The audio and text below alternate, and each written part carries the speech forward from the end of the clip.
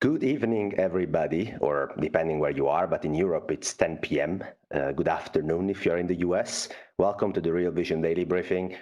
It's Tuesday, February the 15th, 2022. This is Alf, the author of the Macro Compass speaking, and I'm joined today by Tony Greer, the founder of TG Macro and the editor of the Morning Navigator. How are you doing, Tony? Alf, my man, how you doing today? Good, man. But have you seen these markets? Jeez.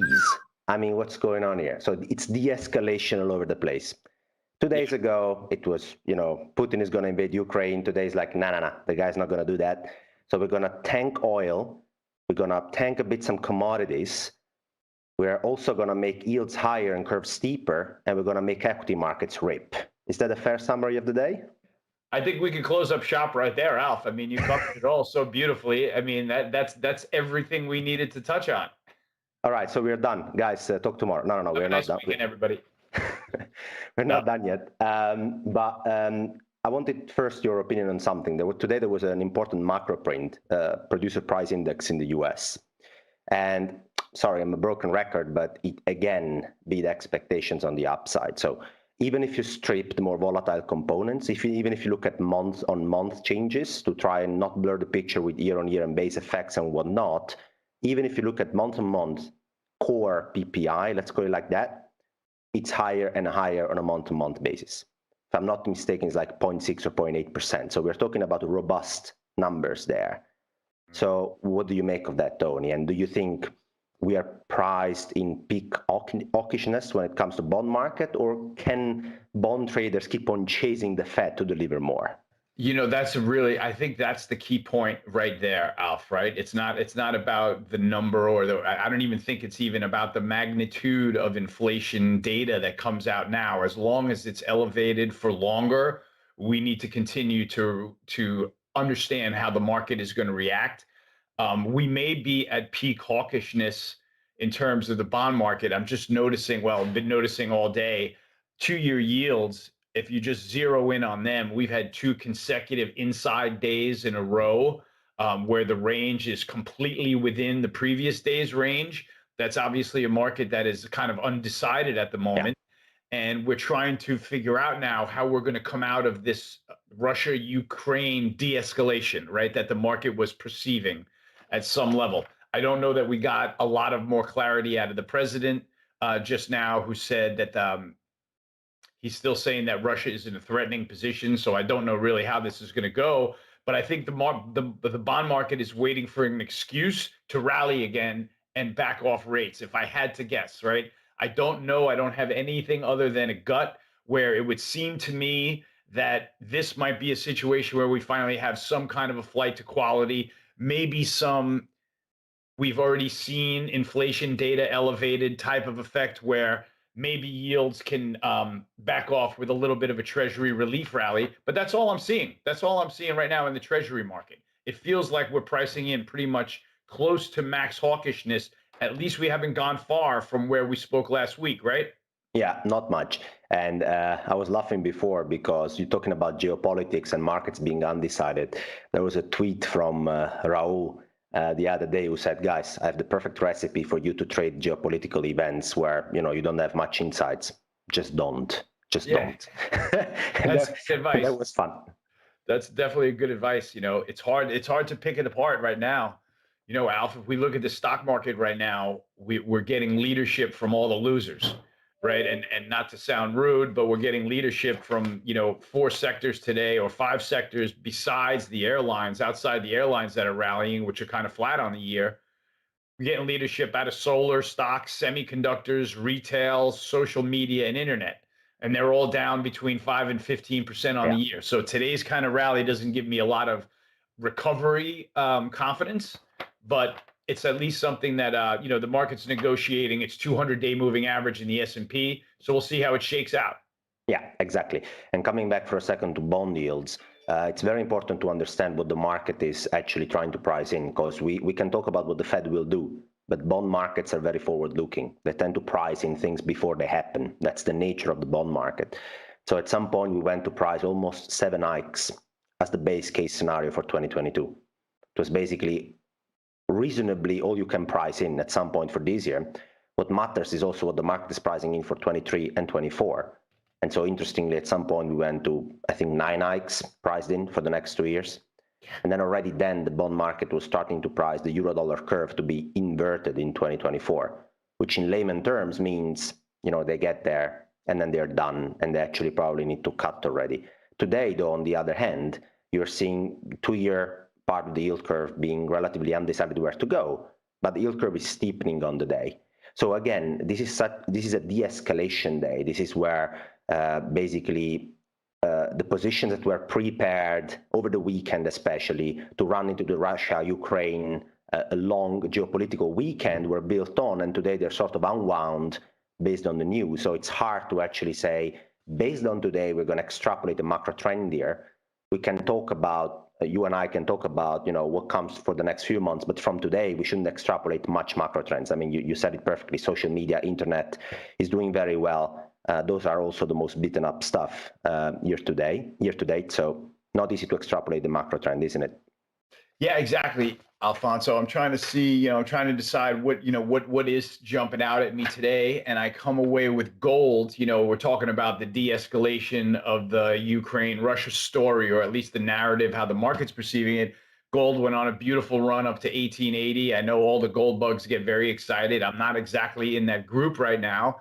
But what's interesting to me is that we had an outside reversal day down in gold today, where we made a new high for the move at 1880, closing negative on the day. So that might be a little bit of a reversal there. The oil market still looks healthy to me, even though we're, a couple of dollars off the highs, though. I would have imagined that with the de-escalation in the Ukraine, that it could have backed off further. So I'm kind of surprised that oil hasn't backed off a few more dollars. So maybe that's a sign of the underlying strength, which really hasn't gone away, right? It's just another supply and demand story, low inventories and massive demand right now in the energy complex. So that, I think, is going to persist, but the commodity complex looks okay. We were talking about iron ore, right before we got started, got smoked. So the Chinese guys, basically, they have this central planning scheme, which us in the Western world are not very used to. They have this incredible power to redirect credit where they want it, tap off the credit from where they want it, and also effectively have a much better direct price controls on certain commodities like iron ore. And so today they basically said, we just need it cheaper, guys. I'm sorry, but the producers were becoming very bullish on this thing. I mean, we're just not going to allow that. And the signaling effect is so strong, Tony. Yeah, it needs iron ore price action the way it did today. What do you think of that? Yeah, the markets are very obedient to the Chinese headlines, aren't they? It's like they don't mess around at all. China says no speculating and hoarding in iron ore. Anybody that's long says, I got the message, I'm getting out right now. And so the price falls back into, the lower end of the range of wherever it's been. So it's incredible how effective that they've been. I'm surprised that they don't manage other commodities as forcefully. Maybe they don't have the same power as they do in a thin market like iron ore, but all in, it's incredible that they've had that effect. So I think that kind of shakes up the metals complex a little bit today, right? Between iron ore pulling back, we have maybe a small bounce in copper and a big pullback in gold. So, the metals kind of nowhere today, and that contributes to the Bloomberg Commodities Index really not making much headway, but not backing much off the highs either. So to me, the commodity inflation is still very much intact. And I'm trying to still, like I said, I hate to keep going back with it, but when the S&P is dangling around the 200-day moving average, I'm always trying to get a handle on which way it's going to break, because it's not going to break for just 5 handles. So I like to try to catch those moves. Yeah, fair enough. And coming back to China for a second. So there are increasing headlines coming out, and also a piece of data by now. I want our audience here at Real Vision to pay attention to that. I run this metric, which is called credit impulse. And so it tends to look at how much credit is thrown in the real economy at any point in time, at which speed it's thrown. And China accounted historically for a very large portion of that. And then basically in 2020, 2021, they closed the taps. And so this credit impulse in China went down. And I'm now seeing the first very concrete signs they're turning the tap up. The January total social financing data, which is basically a proxy for the new amount of credit being created in China and lent to the real economy, that has basically beat expectations from analysts by 3 standard deviations. 3 standard deviation. So this guy is basically surprised any consensus expectation to the upside by a large amount. And also the verbal indications they're giving to banks to lend to real estate developers. They're going to bad debt managers and they're saying, guys, we're going to make it easy for you to support the sectors, especially the real estate developer sectors that have been hit the most. We are pumping credit. We're telling banks to extend credit. We are cutting benchmark rates. The PBOC had cut benchmark rates, expected to do it again throughout the year. It seems to me it's now pretty clear that the message from China is we want this engine, this credit engine to start all over again. Yeah. And while some analysts have noticed that, I don't think enough attention has been paid to that, because China, the Chinese credit engine, has been over the last decade the strongest force of private sector demand all over the world. And that also has an impact on commodities, but later throughout the year, end of 2022, beginning of 2023, should have an impact, a positive impact on the overall economy. What do you make? Are you following this data? What do you make? How does it change your commodities thesis, Tony? Well, I'm following you following this data. You know, I have obviously a half an eye on China, but I'm listening to everything that you're saying about them getting the credit band back together a little bit. It's definitely jives with the headlines that I'm seeing. Obviously, they just suffered an extreme pullback in their technology sector. I would imagine they're trying to make sure that they stem that slide while trying to control the speculation in commodities.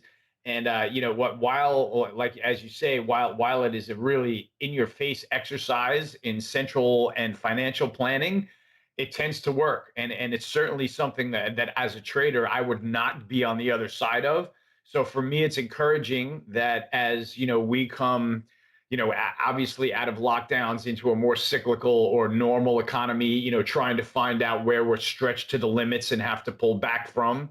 I think it's kind of encouraging to hear that story coming from China, that they are, you know, trying to jumpstart the economy a little bit. It's positive for the global economy. It works for my natural resources trade. So, you know, that's why it's good to hear, and also to hear that it's not something that I want to go and get at them a lot of my trades about, or really question them, but rather kind of reinforces a lot of what I'm thinking about the natural resources sector for the rest of the year, Alf. That's fair. Yeah. And what's relevant as well to notice is that this credit impulse getting through the economy then takes some time to actually manifest in soft data and hard data. It's not like we're going to do it today and then tomorrow you're going to see PMIs to the roof and then earnings through the roof. It takes some time for the private sector to put this newly created credit to work. So normally you need a lag. You see a lag of between 6 to 12 months, depending on which indicator you're looking at. But it's good to know for everybody that China, the latest 2 data points in a row, plus the verbal intervention and communication from China, has been very clear that the direction we're taking is to extend more credit back to their domestic economy, which has been a large driver of aggregate demand with a lag, historically speaking. Back to commodities, Tony. Oil. So crude oil is something that is on everybody's radar. On my radar too. I've been stopped out, by the way, for the record. Ouch, that hurt. But that's fair enough. That happens to everybody. So oil has repriced down today pretty aggressively. But if I hear you enough, you're not really surprised by the repricing down. So are you in the camp, Tony, we're going to see $100 barrel oil at the end of the day sooner or later, or don't you have that price target? What's your midterm story for crude oil? Yeah, I'm sort of I'm trying not to pick goalposts, you know, Alfonso, if that's fair. You know, I feel like the energy trade has been very much, you know, it has been very much staying focused on what ESG is doing to investment, both in the US and around the world. Because if you've been listening to OPEC and Saudi Arabia, you know, they've been making comments that are sort of like, you know, it's been harder for us to get more drills in the ground as well, right? That's why they're having trouble coming up with their excess capacity to manage the price. So I feel like the energy trade has been half keeping an eye on that, half keeping an eye on really the supply demand, actual, you know, the big picture data. We just had another set of really big inventory draws. I think it was 8 million barrels of liquid in total across gas, WTI, and distillates. So there was obviously some big tailwinds in the markets from there. And, you know, we keep going. It keeps, to me, Alf, the oil market keeps going from sort of one story frame to the next story frame. And as the story frames continue to develop and you kind of turn over what the next storyline is, it's incrementally bullish, right? And even though it's getting priced in and we're seeing a little bit more speculation, the curve is allowing for it. And it feels like oil prices can go overall higher. The next $2 or $3, I don't really want to quibble over. But broadly speaking, I want to say that it feels right now that this trend remains intact, if that's fair. Tony, something I want you to unpack for our audience.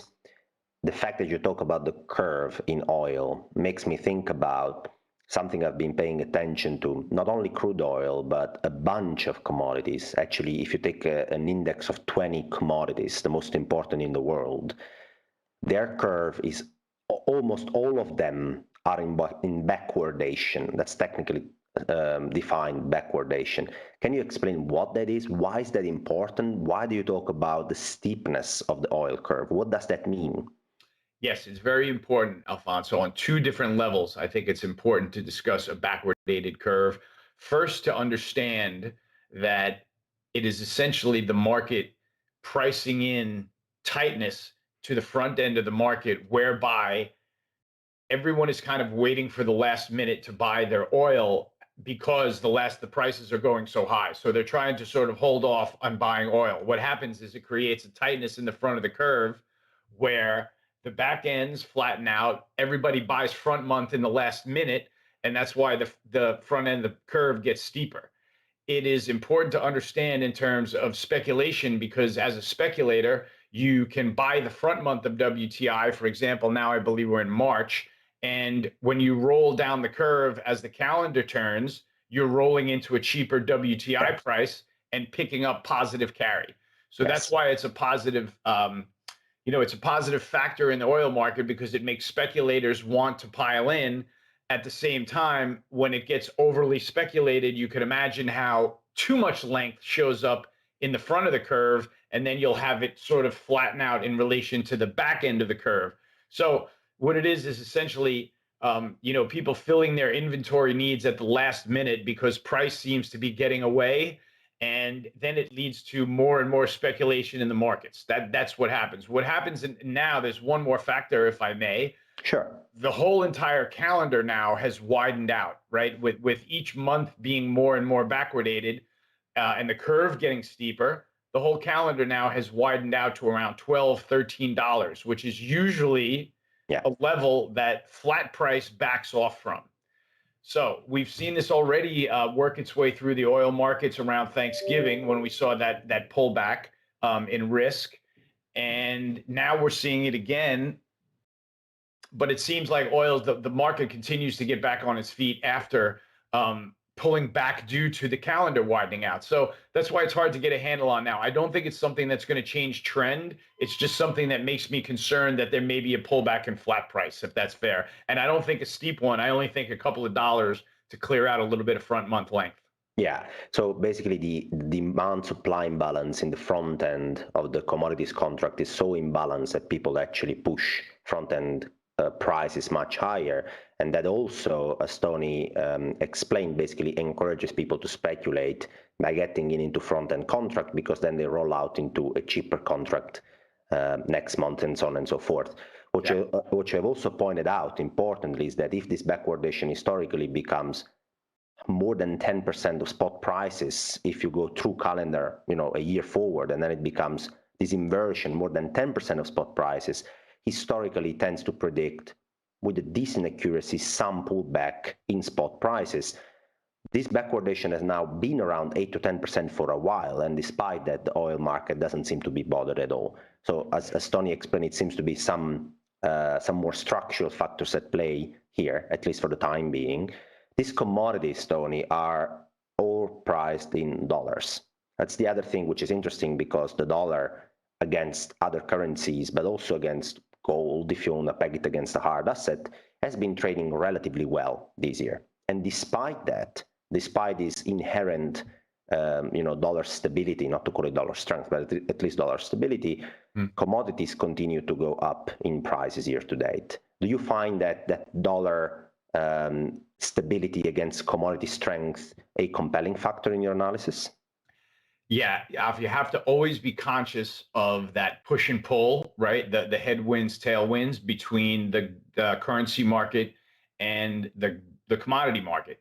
And I would the way that it's gone over time is that you want to be careful about being bullish commodities if you're also bullish the dollar. Yeah. Right. That was something that you always had to be like, well, priced in dollars, you have to be careful. If the dollar goes up, obviously the price of the commodity should go down, priced in dollars. But we've seen so much sort of supply demand side strength in the commodity markets, where, as you mentioned, pretty much almost the entire basket of commodities is now in backwardation.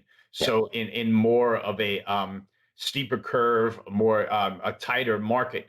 So when the entire complex is like that, that's when you can have a year like we had last year in 2021, where the dollar index goes up 5% and the commodity index goes up 25%. If we had a year last year where the dollar was trading lower, or if we get to a year where the dollar has a big 5% pullback, I would imagine that's going to be an even bigger tailwind to the commodity complex. And you might see commodities pick up an extra 5 or 10% just based on dollar weakness, because I would imagine that it did hold the commodity complex back, having a strong year, but not back into negative territory. So that's kind of how I'm looking at the relationship. Well, let's call in basically a conversation that Brent Johnson, the utmost expert and the creator of the dollar milkshake theory, had on Real Vision with Alex Gurevich about the dollar, because Brent had something to say about that. So let's listen to what he had to say. Brilliant. I ultimately think the dollar's going higher because I don't think anything's different this time, right? Think about everything that was thrown at the dollar over the last 24 months. They printed, quote unquote, printed $2 trillion, right? They dropped money from helicopters. You had a president that was actively accusing the head of the Federal Reserve of, mismanaging the dollar, and he needed to lower the rates. We had a contested election. We had a number of people, quote unquote, storm the Capitol, right? We've had all of this stuff that's happened that would absolutely should decrease confidence in the US dollar. And yet the dollar today is exactly the same place it was at the beginning of 2020, right? And so I guess for those the reason I don't think the dollar is going materially lower, and first of all, can it go lower? It absolutely can go lower. This is not a guarantee. But my thinking is that what can they throw at the dollar over the next 12 months that they haven't thrown at it over the last 24 months? They can't just out of the blue print another 2 trillion. There has to be some crisis that allows them to do that. And if there's a crisis, I believe the dollar's going to go higher. The full conversation is available on the Plus and Pro tier on Real Vision, and Brent must be reading the Macro Compass. No, I'm just kidding. I pointed out in one of my articles. It was a provocation, but the title of the article is "No, the dollar is not going to zero." So there is a lot of talk about dollars going to zero, but what does it exactly mean? It's always fun to me. I agree with Brent in that clip, Tony, and I want to get your opinion too on the fact that the real money printers are the government and banks, and government especially went ballistic with fiscal deficits, producing literally usable dollars for citizens in huge quantities in a very short period of time. But as Brian points out, and I'm going to print another $2 trillion if CPI is at 7%. It's not politically acceptable to do so. You need another crisis, another strong one, to react in a sharp way like we did in 2020. So obviously the pace of creation of these new dollars was extremely strong during the pandemic, and it's now not that strong anymore on an impulse, on a new creation of dollars basis. And so obviously the dollar index against other currencies, but also against gold of late, has held in a decent way. And the Federal Reserve also plays a role, obviously, by setting short-term real interest rates or influencing them. What do you make of this connection between fiscal deficits, the Fed, and the impact they both have on the dollar? Oh, well, I be honest with you, I try not to make too much of it in my own brain, Alf. I try to let the market tell me what I should think. So I will say the only thing that I think I can add that may be useful to this conversation is that I would have thought that, with the dollar coming into, like last year, for example, coming down and coming into the year below 90, for example, and the dollar index with a lot of pressure on it, having come out of that year where we just doubled the Fed balance sheet, we ran up the deficit to enormous proportions, as you mentioned. I thought the dollar was done at that point. I thought we were going to go because, economy the size of ours, adding that much debt, I would have thought that we were going to be, the sort of the ugliest, what do you call it? The worst looking currency in the reverse beauty pageant, right? I thought it was actually going to be the dollar. As it turns out, despite the other economies being smaller and potentially being in worse shape economically, that doesn't necessarily shake their currency into being useless either. So, into being degraded either. So the dollar comes back. So, I just try to look at opportunities, Alf, where I think the dollar is going to accelerate one way or the other. And then I try to temper my commodity positions accordingly. Like if I think that we're going to be in for a period of really weak dollar based on a chart movement, I look around for commodities that I can add on for a short period of time to increase my risk there. And this conversely, if the dollar looks like it's going to break out and really has a lot of room on the upside to run, I'm probably going to make a sale or two in my commodity trade. And that's really the only way that I look at it, Alf. I'm not smart enough to figure the whole dollar Rubik's Cube out. But look, I mean, the fun stuff, it's what you just highlighted before. So people tend to look at how fast the US increased their debt, both on a private and a public balance sheet during the pandemic. They always forget to look at the fact that everybody else did also large amounts of debt creation during that period. And also real interest rates, tradable real interest rates that were applied in America were very low. We went all the way to -2% at some point. But take the euro that represents, I think, 57% of DXY index. Basically, I mean, the XY is euro dollar and euro yen dollar yen for most of it. Also, real rates in Europe went to -1.5%. So it's always a relative story at the end of the day. So if the US does something, then what do you expect Europe to do? Yeah. At the end of the day, maybe it's slightly lower as an effort, slightly less strong, but it's still an effort the same way. So the narrative is one-sided. Looking at what the US does, you should look also at what the other jurisdictions are doing. That we all live in a credit-based monetary system, so we're all going to do the same at the end of the day during this crisis. Let's get some questions from the audience. What do you say, Tony? Right on. Let's go. Holy crap! Look at the first one. Question for Tony: what do you think of a 3 times leveraged ETF products for oil over a 6-month time frame? Ooh. Well, I'll give an answer, Alpha, and then I'd love for you to answer. I don't trade triple levered anything. It's just not an animal that I participate in. But I don't trade options either. My objectives are always to start out with a cash account, trade cash positions, and generate an excellent return at the end of every year. And that's the only way that I know how to do it without setting myself on fire. So I would consider triple levered options in the field of potentially setting yourself on fire. You may be right. You maybe have wider risk parameters than me. And in which case, that might be a trade for you. And that's the only way that I can explain that. What'd you say, Alf?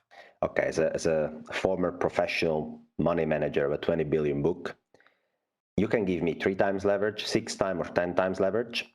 The only thing I would be interested in is how many units of risk am I taking with my position.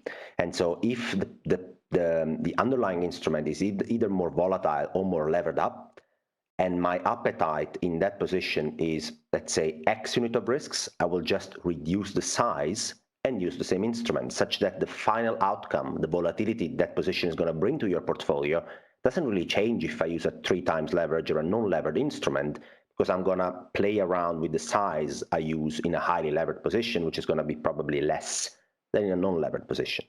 So you can play with leverage as long as you know what your risk parameters are and how do you need to adjust your drawdowns, volatility, and the size of your positions. That's my simple answer.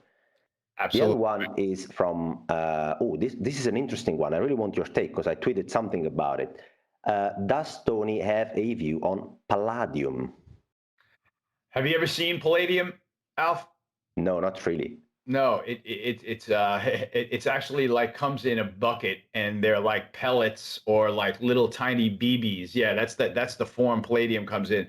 So no, I don't trade something that I'm not that isn't sort of tangible enough to me. There aren't enough ways for me to sort of confidently invest in the palladium market. I'm sure that it's a trade that can work. I'm sure there are 100 ways that you can play it sort of tangentially, and I'm sure there might even be a decent ETF. I am bullish platinum group metals, but that doesn't even mean that I express a view or a position in them. Just because I'm bullish, I see that they're going to be important to the green economy. They're going to be important to electric vehicles. They are also in sort of supply deficits just based on a 30,000 view of their commodity curves. So to me, those look like trades that are going to work. They just aren't. They're not liquid enough, and they're not. I don't have enough price discovery in palladium or enough data to know what's really driving the day-to-day price. So that's why I kind of I tend to shy away from things like that and stick to copper, gold, corn, wheat, oil, natural gas, things that I have really, really tangible and immediate access to data points on, if that's fair. Utmost respect for you, Tony, because if there is something you don't trade or you don't have a view or you don't have enough visibility on the liquidity, then you just don't trade it. It's very simple. I tweeted something fun, I think, about palladium the other day that got a lot of engagement because Russia alone is responsible for 46% of exports as a share of global production of palladium. So, and platinum as well, that's 15% on top. So basically, as palladium and platinum are used in exhaust pipes of the cars, just made a joke like, okay, if these guys are not going to export or are going to make it very expensive, and the net zero emission target remains, we all either get a Tesla or we all learn how to bike again. Otherwise, we're going to have a problem. Yeah, that's right. That's where the rubber meets the road, man. That's it. It's one or the other. And then there is one more that I'd like to take from Adam. So it's a question for me. There is another one for you I want to ask you too, but the one for me is, Alf, at what point do we stop ourselves out of this long duration bond trade and try again later? Adam is asking. Well, Adam, I don't know exactly what am I supposed to stop out. On the 18th of January on Twitter, visible to everybody, I moved the long 10-year treasuries to a flattener trade where I sell front-end bonds and I buy long-end bonds against those. So I don't care if yields go up or down, I just care if the curve flattens or steepens. And luckily for me, apparently the macro thesis was right and the curve has been flattening, so I have nothing to stop out. Luckily for me, I got out from the outright long at the right time and I turned it into a flattener trade. It's all available on Twitter. If you follow me on the Macro Compass, you will find all these trades, open air, nothing to hide. The other question and the last one that I want to ask you, Tony, from the audience is, Tony, do you have a thought on the recent action in the MOVE index, so the bond volatility index, basically? Well, I'm sure that volatility has picked up quite a bit. So let me just put this up on my screen here. Yeah, there's been a nice move north in bond volatility there, it looks like. I am not a master of the bond market. I try to allow the curve and yields to give me an indication on how, I can trade sectors of the equity market. It seems to me, though, that that goes hand in hand with a total rate regime change, right? I mean, I think that if we're going to go through this rate regime change where we're going to swing this pendulum back and forth this year between, oh my God, we're going to hike rates 8 times, and then we're going to swing it back this year, and it's going to say, at one point, we're going to be down to 5 rate hikes this year, or 4 or 3, or whatever it is. So if that volatility, if that pendulum is going to, of expectations, is going to constantly swing back and forth, it makes sense to me that we're going to have to figure out how the bond market is going to shake out. And that would probably price in a little bit more volatility that it looks like the options market is pricing in. So I think that could be it. Also on the way down, right? If this is a treasury market on the way down, markets on the way down often pick up a bigger volatility premium than when they're rallying. So this may be something that the bond market volatility is telling us that the upside is challenged in treasuries right now or so, give or take some kind of idea like that. But that's my read. I'd love to know what Alfonso thinks as a better bond trader than me. So basically, implied volatility in the bond market can also be approached as a measure of risk premium, as the Federal Reserve has not been very clear on if they are willing to cut the right side of the distribution of future outcomes of their policy making. They've not been clear exactly where is the line in the sand. So then if you have to price an implied volatility, you have to be a bit more conservative and demand a higher risk premium from that perspective, because you just don't have enough guidance on future action and on future monetary policy and reaction function like you used to have it in the past. So it's just a natural move, I guess, that makes sense from so many aspects. But Tony, to close up, I heard the magic words. I heard them. You said regime change. So I always laugh about that, because it's since I started managing money, I had to hear, let me think, about 4 to 5 regime changes in the bond market. So in 2010, I remember it was that QE is money printing, and so it's going to be a hyperinflation, so rates have to go to 10%. 2013, it was the taper tantrum. Oh my God, the rates are going to go to 5%. Right. 2018, it was, we're going to hike above neutral rates. We're going to go to 5%, Jamie Dimon. 2021, 2022, this is the 4th regime change I hear, where this time is going to be like a breakout, a booming economy. Of course, nobody knows, but it's just to point out that many of these regime changes stored in the secular bond bull thesis have actually been defeated by the strong structural forces that are driving nominal yields to yield lower and lower over time. Absolutely true. And Alf, I only want to, and I this is no argument with that view at all. This is just to contribute. I've witnessed all of those, failures of the rate change regimes. Every time it looks like we're going to say, okay, we're going to go march rates back up higher now, it never works out. Something bad always happens in the economy, right? So I'm not fighting that at all. The only thing that I would argue is different this time is that there is not an all-out war on fossil fuel and other commodity production. So whereas now, if we hit a booming economy and we're still pivoting to ESG and there's still no oil, in Cushing, we could see $8, $10, $11, $12 gasoline, and that will cause the Fed to, maybe stay hawkish for longer or something like this. So that's the only factor that I can contribute that would make it any different at all this time. Tony, and look, this hits exactly in the right spot. I just tweeted a provocation thread on Twitter before this event where I said, this is my secular bond bullish thesis. The smart investors I know always tend to doubt from time to time their highest conviction macro thesis, so please challenge me. Those are the reasons why I'm long. Structurally speaking, the bond market, where can I go wrong? And one of the points where I try to challenge myself was exactly what you're saying. The future outcome of inflation distributions has moved a bit to the right, but this net zero emission story, this commodity inherent scarcity and the capex cycle that is hampered by the ESG transitions, those are things that could change the picture that I have in mind. I invite people on Twitter to challenge me further if they have other ways to make me rethink my bond bullish thesis. Tony, it's always a pleasure to have you here. Always nice to talk to somebody so open-minded and honest about things that he knows and he doesn't know. Alf, I learn something every time I talk with you about the markets. I can't thank you enough, my man. It's a pleasure. So thanks everybody for watching the Real Vision Daily Briefing. Ash Bennington will be back tomorrow with Darius Dale, so make sure you tune in again. And as always, the conversation continues on the exchange at Real Vision. Peace. See you guys.